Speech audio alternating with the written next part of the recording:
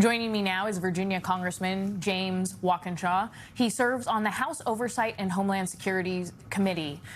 Congressman, thank you so much for joining us. So on this proposed Iran deal, it reportedly establishes a 60-day ceasefire, leading to more negotiations. But all of this is complicated and it could take months. And right now, it looks as though the reopening of the Strait of Hormuz to global shipping could potentially be one of the only tangible items here, because it takes a lot of things to happen for the U.S. to get the nuclear, the enriched uranium out of the country, to actually have tangibles on what happens to Iran's nuclear weapons. So do you think that, I mean, what do you make of this deal? Do you think that this is a legitimate or good deal?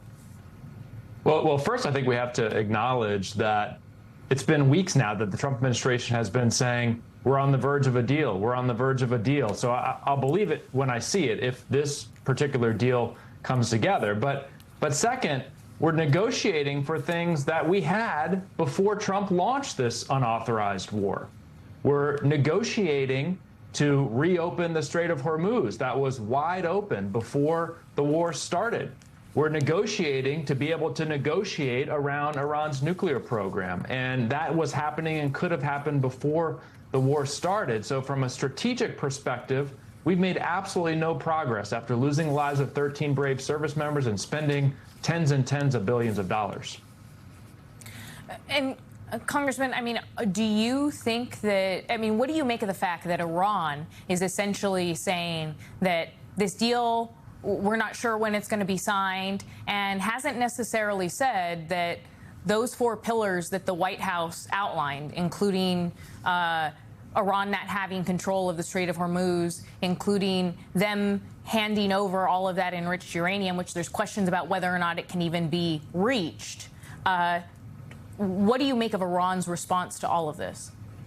Well, it's what we've seen for weeks and weeks now, with the Trump administration coming out and saying, we're on the verge of a deal, and here are some leaked parameters of that deal that make us look good. And then Iran or the mediators, Pakistanis and others saying, no, actually, we're not on the verge of a deal. So it's hard to know what's true in terms of how close they actually are to a deal. But I think one thing is clear at this point. No one seems to be suggesting there's a deal where Iran is going to agree now to give up their nuclear material, which is the reason, the stated reason, one of them, that Donald Trump started this reckless, unauthorized war. So he's not getting what he said he wanted to get when he started this war. There's no question about that. To have a negotiation to negotiate more about the nuclear material, could have done that without the war. In fact, we were doing that before the war started. Congressman, I also want to ask you about FISA, the Foreign Intelligence Surveillance Act that expired on Friday over Democrats' objections to President Trump's selection of Bill Pulte as acting director of national intelligence. Trump has now nominated the U.S. Attorney in Manhattan, Jay Clayton, as his permanent pick. Republicans are warning that this FISA lapse means the U.S. could, quote, go dark against terrorism, cyber threats, and other dangers. So do you think that they're exaggerating those national security threats? Do you expect FISA won't be reauthorized until a DNI is actually confirmed? FISA and Section 702 absolutely is an important national security tool. And it's the Trump administration that put that tool at risk. First, by rejecting some of the common sense reforms that, by the way, a lot of Democrats and Republicans in Congress have been advocating for, like warrant requirements before the government can access the communications of American citizens. And then second, when President Trump appointed on an interim basis Bill Pulte, who is a clown, who has weaponized mortgage lending, has no national security experience.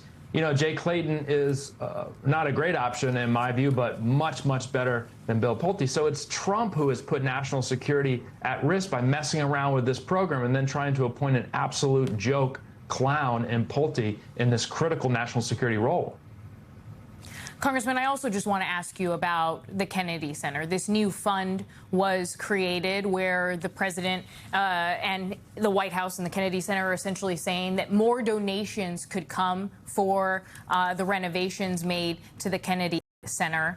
And, you know, this all comes amid reports that more than half of the donors to Trump's White House ballroom project have won new or expanded federal contracts, totaling up to $50 billion.